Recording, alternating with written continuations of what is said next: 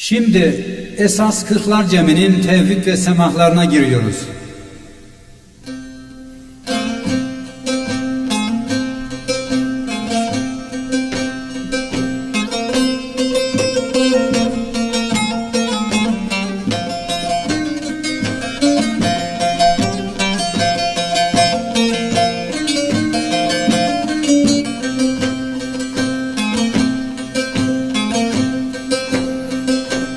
Diz çöküden zikredelim canı dilden Allah'ı, İhlas ile bir daha analım illallahı illallah. Hak la ilahe illallah, illallah şah illallah.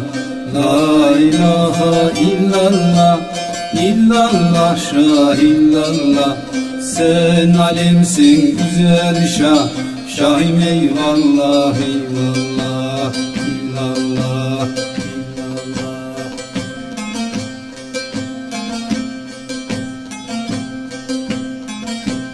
Ondan olurmuş otlar, bundan olur heybetler.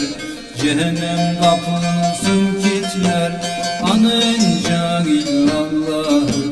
Cehennem kapılsın kitler, anınca illallahı illallah. Hak la ilahe illallah, illallah şah illallah. La ilahe illallah, illallah şah illallah. Sen alemsin güzel şah, şahim eyvallah eyvallah, illallah illallah. Başı yastığına düşünce gezer imanın uğrusu.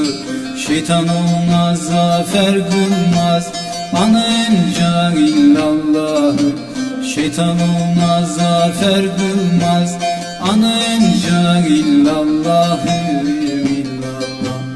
Hak la ilahe illallah, illallah şah illallah. La ilahe illallah, illallah şah illallah.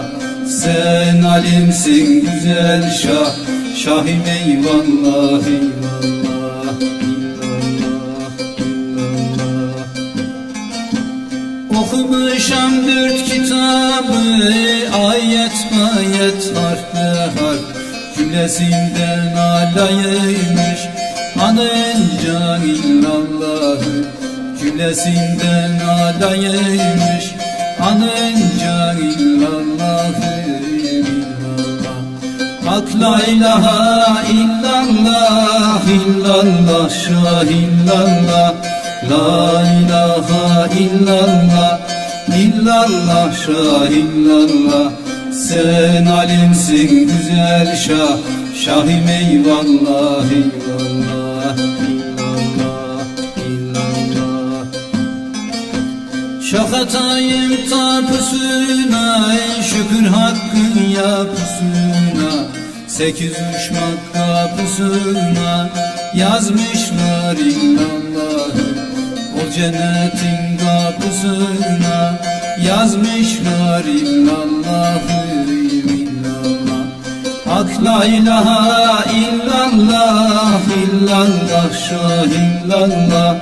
La ilahe illallah, illallah şah illallah. Sen alemsin güzel şah, şahim eyvallah eyvallah.